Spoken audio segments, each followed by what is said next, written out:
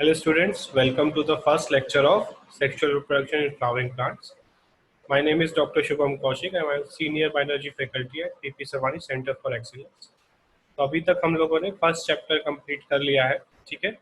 आज जो है हम लोग सेकेंड चैप्टर स्टार्ट करने वाले हैं, that is sexual reproduction in angiosperms या फिर जिनको हम बोलते हैं फ्लावरिंग प्लांट्स, ठीक है। अब जो फर्स्ट लेक्चर में हमने पढ़ा है रिप्रोडक्शन के बारे में, प्री फर्टिलाइजेशन क्या होता है, पोस्ट फर्टिलाइजेशन क्या होता है, ठीक है। तो वो सारी चीज़ें जो है हम यहाँ पर अप्लाई करने वाले हैं, उन चीज़ों को हम एंजियोस्पर्म में पढ़ने वाले हैं, ठीक है। तो हम लोग एक एक करके जो है इवेंट्स को पढ़ेंगे। जैसे सेक्सुअल रिप्रोडक्शन को हमने डिवाइड किया था pre fertilization, fertilization, post fertilization, उसी तरीके से इस पूरे चैप्टर को हम लोग इन 3 इवेंट्स में पढ़ेंगे, ठीक। तो सिंपल थोड़ा इंट्रोडक्शन हम यहाँ पर लेते हैं। All flowering plants show sexual reproduction, ठीक है। Flowers are the sites of sexual reproduction, ठीक है। तो जो एंजियोस्पर्म है उसमें सेक्सुअल रिप्रोडक्शन जो है वो उसका जो साइट जो है वो है फ्लावर। तो वहां पर जो है हमको फ्लावर को स्टडी करना पड़ेगा। अब प्री फर्टिलाइजेशन में क्या क्या स्ट्रक्चर्स होते हैं, क्या इवेंट्स होते हैं, वो हमको यहाँ पर देखने पड़ेंगे। तो several hormonal and structural changes result in differentiation and development of the floral primordium, ठीक है। काफी हार्मोनल और स्ट्रक्चरल चेंजेस की वजह से जो फ्लोरल प्राइमोडियम मीन जहाँ पे फ्लावर बनेगा, फ्लावर जहाँ से बनता है उसको हम बोलते हैं फ्लोरल प्राइमोडियम, ठीक है। Inflorescence bear the floral buds and then the flowers, ठीक है। तो पहले बर्ड्स बनते हैं और उसके बाद फ्लावर वहां पर डेवलप होते हैं। फ्लावर को हम बोल सकते हैं it is a condensed shoot, जो हम लोग 11th में पढ़ते हैं, it is a condensed shoot, ठीक है। एक बेसिक स्ट्रक्चर अगर हम लोग देखें फ्लावर का, तो यहाँ पर हम डायग्राम देख रहे हैं। यहाँ पे हमें एंड्रोशियम दिखाई दे रहा है। अगर एंड्रोशियम को और हम लोग जूम करके देखें तो हमें नीचे ग्रीन कलर का फिलामेंट दिखाई दे रहा है, उसके ऊपर एक येलो कलर का एंथर दिखाई दे रहा है।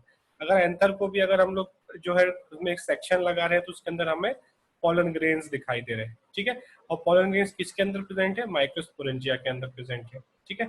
उसी तरीके से अगर हम लोग फ्लावर में ग्रीन वाला जो पार्ट है उसको देखें तो उसपे हमको गाइनोशियम दिखाई देगा, जो फीमेल रिप्रोडक्टिव पार्ट है।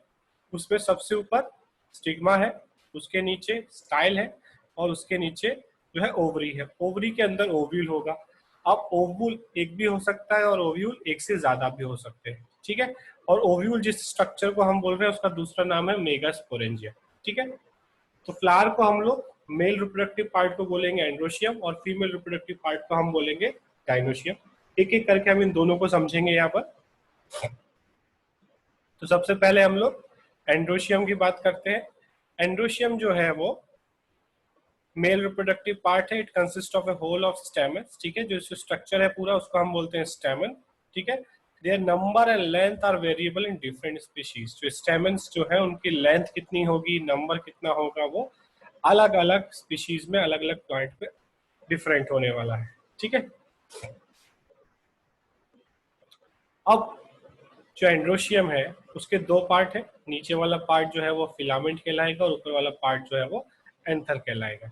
और इन दोनों को जो जोड़ता है वहां पे एक तीसरा पार्ट होता है, उसको हम बोलते हैं कनेक्टिव, ठीक है। एंथर और फिलामेंट को जो जहाँ पे ज्वाइन हो रहे हैं वो दोनों, उसको हम बोलते हैं कनेक्टिव, जो यहाँ पर हम लिखा हुआ है। तो अगर हम बोल सकते हैं कि जो स्टेमन है वो 3 पार्ट हम बोल सकते हैं उसमें, फिलामेंट, कनेक्टिव एंड एंथर, ठीक है। उसके बाद filament is long and cylinder stock. Filament जो है नीचे वाला जो है वो काफी लंबा स्ट्रक्चर होगा, स्टॉक लाइक स्ट्रक्चर होगा। Its proximal end is attached to the thalamus, ठीक है। इसका जो प्रॉक्सिमल एंड है, नीचे वाला जो एंड है, वो थैलेमस से अटैच होगा। और the petal of the flower, या तो थैलेमस से जुड़ा होगा या फिर पेटल से जुड़ा होगा, ठीक है। ये समझ के हम लोग फिलामेंट जो है वो नीचे से फ्लावर में ये जहाँ पे जुड़े हुए हैं, यहाँ पे देखिए अब ध्यान से, यहाँ पे जहाँ पे जुड़े हुए हैं इसको हम बोलते हैं थैलेमस। या तो इससे जुड़ा होगा या फिर जो कलर्ड पोर्शंस होते हैं पेटल्स, उससे जुड़ा होगा इसका नीचे का पार्ट। उसके बाद सेकेंड पार्ट है anther, terminal and typically bilobe. Bilobe मतलब इसमें 2 चैम्बर होंगे, 2 लोब होंगे इसमें। ईच लोब हैज 2 थीके, मींस एक जो चैम्बर है उसके अंदर और 2 चैम्बर होंगे, ठीक है। यहाँ पर अगर हम डायग्राम देखें लास्ट वाला, तो ये पूरा एक जो है ये एक स्ट्रक्चर हो गया, एक लोब हो गया, ये दूसरा लोब हो गया, और इसके अंदर एक लोब के अंदर 2 थीके हो गए। ठीक है, तो यहाँ पे 2 थीके हो गए, तो 4 थीका हमको मिलेंगे एक एंथर के अंदर। Often A longitudinal Grove runs lengthwise separating the theca. ठीक है, और जो 2 थीका है यहाँ पर एक लोब के अंदर जो थीका है वहां पे बीच में एक लॉन्गिट्यूडनल ग्रोव जो है, एक बीच में एक वॉल जैसा प्रेजेंट होने वाला है। उसके बाद अगर हम लोग ट्रांसफर सेक्शन देखें, एंथर को जो है हम लोग इस तरीके से ट्रांसफर्सली कट कर लेते हैं, और उसको अगर हम देखते हैं तो कुछ ऐसा हमको दिखाई देगा। ठीक है, और जो सबसे इंटरनल स्ट्रक्चर है वो है पॉलन सेक्स। ठीक है, और पॉलन सेक के अंदर पॉलन ग्रेन्स बनने वाले हैं।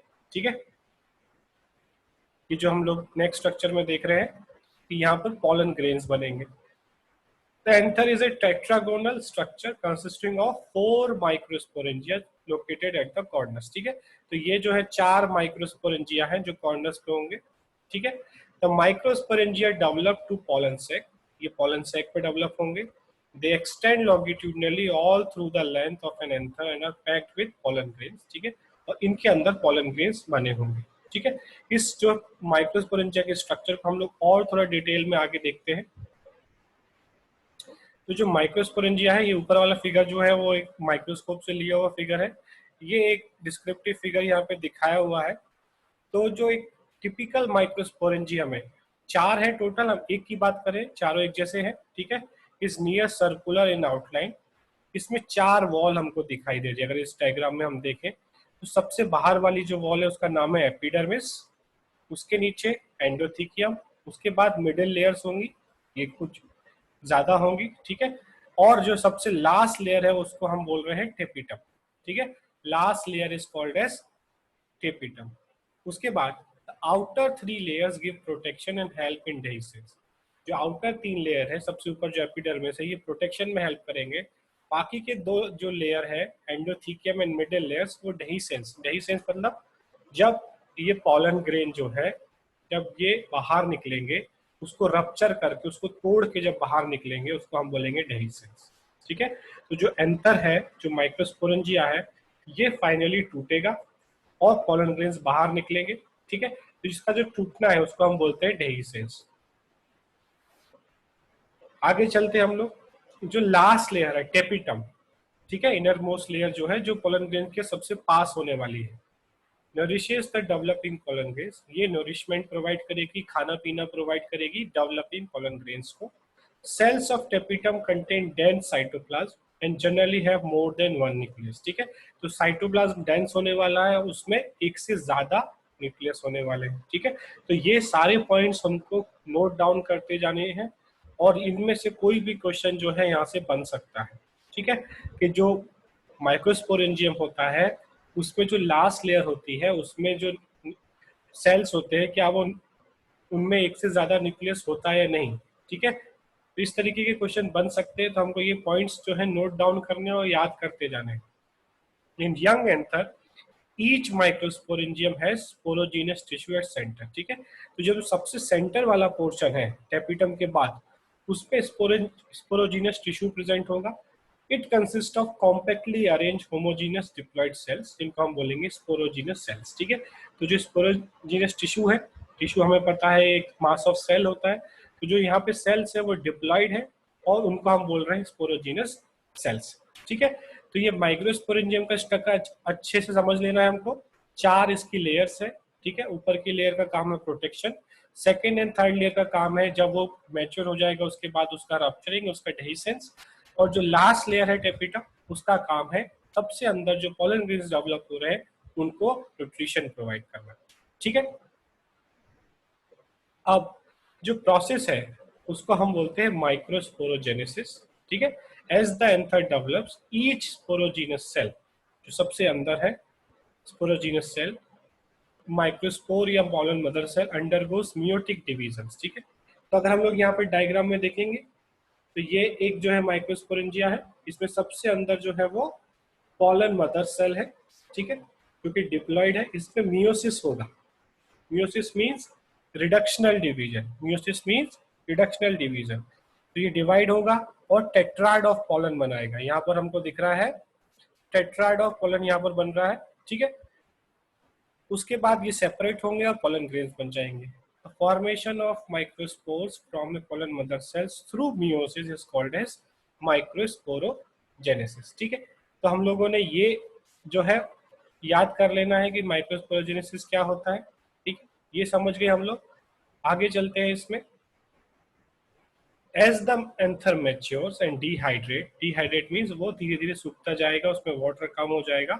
The microspore dissociate from each other. ठीक है, यहाँ पे जो माइक्रोस्पोर्स बने वो डिसोसिएट होंगे एक दूसरे से and develop into pollen grains। ठीक है, each microsporangium contain thousands of pollen grains। ठीक है, 4 माइक्रोस्पोरेंजियम है, हर एक के अंदर हजारों pollen grains होंगे। they are released with the dehiscence of anther।